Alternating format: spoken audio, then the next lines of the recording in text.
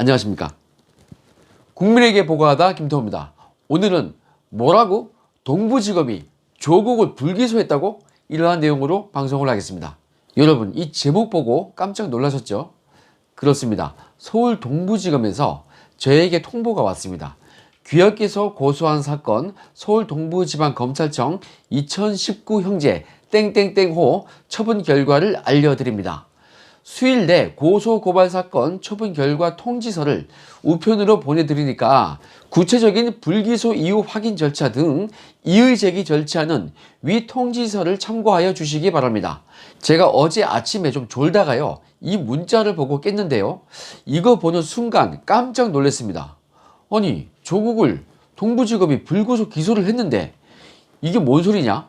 그런데 이 눈을 비비고 이 문자를 끝까지 보니까 그 아랫부분에 이러한 내용이 있었습니다. 피의자 조땡 직권남용 권리행사방해 타관 이송 서울중앙지검, 딱 이렇게 써져 있었는데요, 이 마지막 내용을 보고서 조금 이해가 되었습니다. 아, 서울 동부지검이 서울중앙지방법원에 기소를 했다, 뭐 이런 뉴스가 나오더니 이거 서울 동부지검이 기소한 게 아니고 서울 동부지검이 서울중앙지검에 이 사건을 이송했구나. 그래서 서울중앙지검이 서울중앙지방법원 여기에다가 기소를 한 거구나, 이런 판단이 딱 들어가지고 안심이 되었습니다. 깜짝 놀랐다니까요. 그리고 오후 2, 3시경에 또 문자가 왔습니다. 서울중앙지검에서 문자가 온 건데 내용이 뭐냐면은 귀하께서 고소한 사건 서울중앙지검 2020 형제 땡땡땡호 처분 결과를 알려드립니다. 피의자 조땡 직권남용 권리행사 방해 불구속 908, 딱 이렇게 써 있었습니다. 이걸 보고서 아, 역시 내 생각이 맞구나. 자, 여러분, 그러면 오늘 제 방송 제목 이거 낚시 아닙니다. 서울 동부지검은 조국을 불기소한 게 맞습니다. 서울 동부지검은 불기소 처분하고서 이 사건을 서울중앙지검에 보낸 겁니다. 형사소송법상 불기소 사유에는요, 혐의 없음이나 공소권 없음 뭐 이런 것도 있는데 타관 이송도 있거든요. 그러니까 동부지검은 이 조국 사건을 보내면서 그 자체가 불기소 처분이에요. 그리고 서울중앙지검에서 형식상 기소를 한 거죠. 그런데 뭐 이거 형식상 그렇단 말이고요, 형식을 떠나서 실질적으로는 서울 동부지검이 기소한 걸로 봐야 하겠습니다. 동부지검 형사 6부 이정석 부장님과 검사님들, 수사관님들, 그리고 실무관님 대단히 수고하셨습니다. 그런데 하시는 김에 조국이 시인했던 거, 그걸 계속 수사를 해 주시기 바랍니다. 그게 뭐였죠? 바로 이 윤건영, 김경수 등이 조국에게 이 유죄수 건에 대해서 청탁을 했던 겁니다. 그거요, 조국이 판사님 앞에서 시인을 했었죠. 그들의 청탁을 참작해 가지고 정무적인 판단을 했다, 뭐 이렇게 말을 했습니다. 그런데요, 말은 똑바로 해야지. 정무적 판단을 한 게 아니고 그냥 청탁을 들어준 것입니다. 그래서 이번에요, 이 청탁을 들어줘 가지고 실행에 옮긴 사람, 즉 감찰 무마를 했던 이 조국이 기소되었으니까 반대로요, 이 청탁을 한 쪽, 이 사람들도 당연히 수사를 더 해야죠. 기소도 해야 할 것입니다. 백원우를 포함해서 윤건영, 김경수 이런 사람들, 청탁했던 사람들 모두 수사를 해야 하는 것입니다. 그런데 여러분, 기소가 되니까 조국이 뭐라고 했습니까? 자신의 SNS에다가 이렇게 말을 했습니다. 법무부 장관 지명 이후 시작된 저를 최종 표적으로 하는 가족 전체에 대한 이러한 검찰의 전방위적 총력 수사가 마무리된 것이고, 그러나 민정수석의 지위를 활용해서 이익을 챙긴 권력형 비리 혐의는 없다, 뭐 이렇게 얘기를 했습니다. 자, 이런 말을 한 이 조국의 입님을 제가 한번 혼을 내주겠습니다. 왜 말이 안 되는지 명확하게 알려드리겠습니다. 첫째, 이 표적 수사라고 했는데요, 이거요, 검찰이 조국을 딱 찍어서 수사를 한 겁니까? 아니죠. 바로 저로 인해서 수사가 시작된 것입니다. 제가 작년 2월 10일 날 국회에서 기자회견할 때요, 그때 양심 선언을 할 때 세 가지 중에서 한 가지가 바로 이 유재수 감찰 무마건이었습니다. 그 직후에요, 제가 서울 동부지검을 방문해서 조국을 직권남용 혐의로 고발장을 접수시켰습니다. 여러분, 이거는요, 고발장이 접수되면요, 수사기관은 무조건 수사를 해야 하는 것입니다. 수사해서 기소하든 불기소하든 결론을 내야 하는 것입니다. 이게 어떻게 표적 수사가 됩니까? 여러분, 형사소송법상 고소, 그리고 고발, 그리고 자수 이 세 가지를 수사의 단서라고 합니다. 이 중에서요 고발장이 접수가 된 거니까 의무적으로 수사를 해야 하는 것입니다. 그런데 이 수사를 딱 해보니까 실제 유재수를 감찰 조사했던 이 특감 반원들이 모두 사실대로 얘기를 했고요. 그리고 조국을요 곧바로 수사한 것도 아니죠. 그 감찰 내용이 실체가 있었는지 없었는지 요것을 확인하기 위해서 유재수를 먼저 수사를 했습니다. 그래서 압수수색도 하고 객관적 물증과 진술들이 딱 확보가 되니까 조국을 수사를 안 할 수가 없게 된 것입니다. 그래서 이 직속 부하였던 박형철 비서관도 사실대로 이 조국의 지시에 의해서 감찰이 중단되었다. 딱 이렇게 진술을 했던 거 아닙니까? 감찰을 진행했던 이 실무자들도 그렇게 진술한 거 아닙니까? 그러한 상황에서 이 조국을 조사를 안 합니까? 당연히 불러가지고 물어봐야죠. 그리고 본인도요, 조국도 이 사실관계 자체는 시인한 거 아닙니까? 그래서 구속도 면한 거 아닙니까? 그런데 이게 무슨 표적수사입니까? 이건요, 그냥 지극히 통상적인 절차를 거쳐서 조사를 진행한 것입니다. 자, 그리고요, 이 두 번째로 혼을 내주겠습니다. 이 두 번째는 이거죠. 조국이 뭐라 했습니까? 민정수석의 지위를 활용해서 이익을 챙긴 그러한 권력형 비리 혐의는 없다. 뭐 이렇게 얘기를 했습니다. 자, 이거 매우 중요한 부분인데요. 한번 살펴보겠습니다. 지금 조국이 이 얘기를 한 이유는요. 이 구속영장이 기각이 될 때 그때 판사가 적시했던 내용 중에 일부입니다. 이거 참 중요한 부분인데요. 제가 이걸 한번 깨보겠습니다. 결론적으로 제가 보기에는요. 조국은 민정수석으로 있으면서 개인의 이익을 챙긴 것입니다. 유재수 감찰 이런 거 봐주고서 장관으로 출세했지 않습니까? 여러분, 조국이요, 이 법무부 장관 후보로 지명이 되었을 딱 그 당시를 한번 생각을 해 보십시오. 그때요, 자녀 진학 문제로 정말 시끄러웠습니다. 그런데 그 어거지로 임명을 강행을 해가지고 이 난리가 난 거 아닙니까? 자, 이에 관련해서 최근에 아주 중요한 발언을 이 윤건영이가 했는데요. 윤건영이 뭐라 했습니까? 이 조국을 자신이 직접 법무부 장관으로 임명을 해달라고 끝까지 이 문통에게 건의를 했다. 뭐 이렇게 얘기를 했습니다. 이거 윤건영이가요 대단히 큰 얘기를 한 겁니다. 윤건영이요 큰 실수한 거예요. 자, 보세요. 윤건영이가 이 유재수를 봐달라고 조국에게 청탁을 했지 않습니까?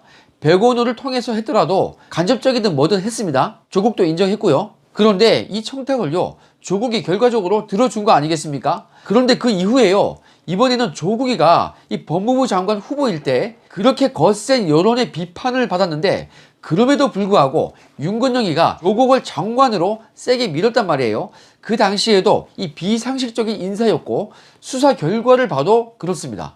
비상식적이에요. 저는 이렇게 해석을 내리겠습니다.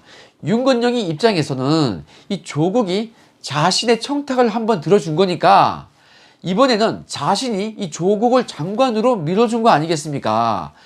이거 딱 대가성과 인과관계가 인정되는 그러한 그림 아니겠습니까?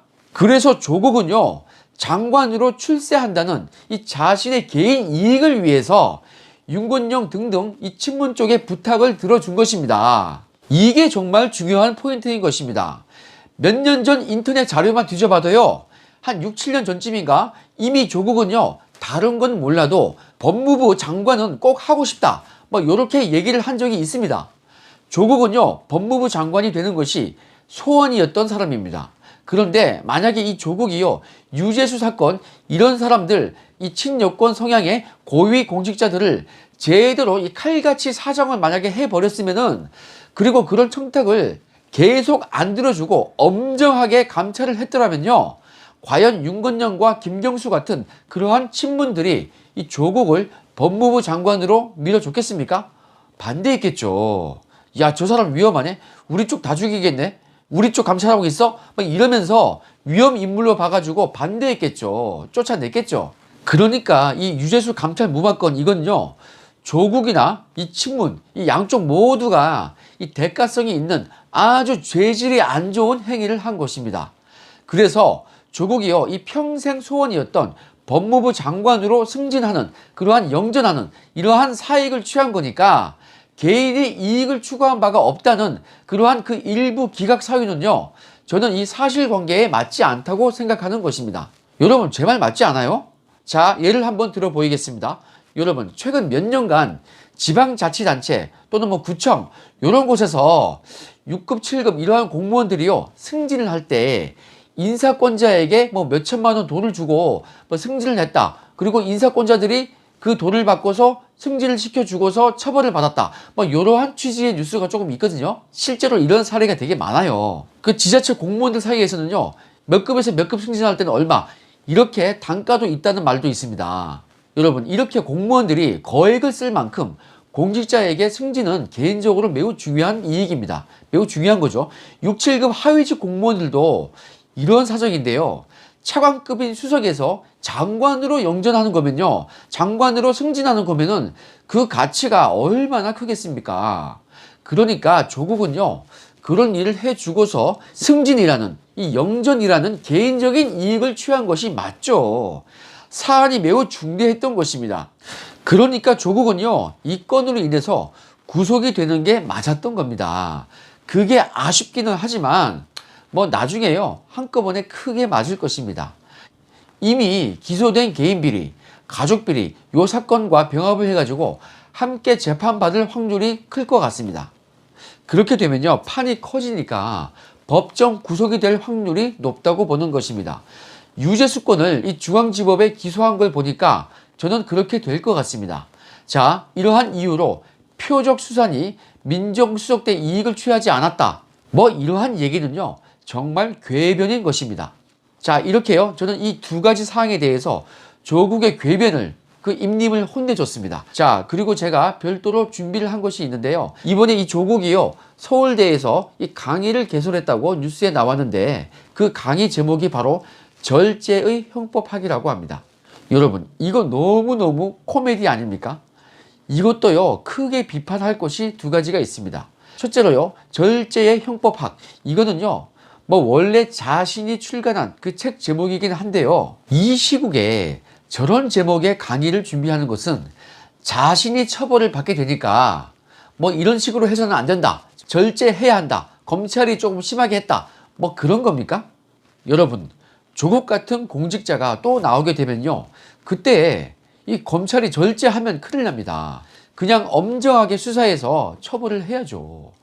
자신의 상황을 변명하는 듯한 그러한 내용의 강의 제목으로 왜 학생들을 가르치겠다는 건지 저는 너무도 놀랍습니다. 역시 조국은요, 보통 사람이 아닌 것 같습니다. 자, 두 번째입니다. 조국은요, 자신이 칼자루를 쥐었을 때 절제를 했습니까? 민정수석 할 때요, 외교부를 비롯해서 그 수많은 공직자들 그 휴대폰을 탈탈 털어댔지 않았습니까? 그런 사람이 무슨 절제를 외칩니까? 휴대폰 털어가지고 별건 감찰하고 사생활도 감찰하고 이런 사람이 절제의 형법학이라니까 정말 웃기죠. 영장주의에 반하는 그러한 행위를 해왔던 사람이, 타인의 사생활과 영혼을 털었던 사람이 절제를 외치다니요. 이거 학생들의 정서에 상당히 악영향을 미칠까 매우 걱정이 됩니다. 여러분, 조국이요, 어떠한 사람인지 우리는 쭉 봐왔습니다. 정말 보통 사람이 아니에요. 상식적으로 행동하는 그러한 사람이 아닌 것입니다. 그러한 조국을 위해서 청와대가 인권위에다가 인권을 침해당했으니까 조사해달라, 뭐 이렇게 공문까지 보냈는데, 조국으로부터 인권을 침해받거나 갑질을 당한 건 오히려 이 검찰입니다. 이거요, 수사받으면서 온 가족이 특혜라는 특혜는 다 누렸죠. 압수수색하는 검사에게 전화해가지고 신속히 진행해달라, 뭐 이렇게 압박을 넣지 않나. 포토라인 없애고 피의사실 공표하면은 검사들 감찰한다고 하질 않나. 조사받던 도중에 몸이 아프다면서 귀가를 해버리지 않나. 소환할 때 승용차로 지하로 바로 들어가질 않나. 그런 식으로 곤란한 경우 다 몸에 나지 않았습니까? 셀 수 없이 많은 특혜를 누리고 갑질을 해댔는데, 거기에다가 이 범죄 혐의가 뚜렷해가지고 기소까지 된 마당에 그런 사람이 무슨 인권 침해를 당했다고 얘기합니까? 청와대도 그러면 안 되죠. 이러한 논리면요, 지금까지 검찰 수사받고 처벌받았던 모든 사람이 다 인권 침해를 당한 겁니다. 이러한 조국을 위해서 청와대가 인권위원회에 진정을 한 거는요, 정말 해외 토픽감이죠. 여러분, 이런 조국을 왜 우리 세금으로 운영되는 그러한 인권위가 그 인권 침해를 조사를 해야 합니까? 이러한 거꾸로 된 사회, 비정상적인 상황을 우리가 빨리 바꿔야겠습니다. 4.15 총선 때요, 우리가 심판을 딱 해야겠죠. 자, 이렇게요, 시스템대로 움직이는 그러한 사회를 기대하면서 오늘 방송은 여기까지 하겠습니다. 오늘 방송 흥미로우셨으면 구독 부탁드리겠습니다. 조금 번거롭더라도 구독하시면요, 제 방송을 편하게 볼 수 있습니다. 자, 그럼 행복한 하루 되시고요. 내일 또 좋은 영상으로 찾아뵙겠습니다. 감사합니다.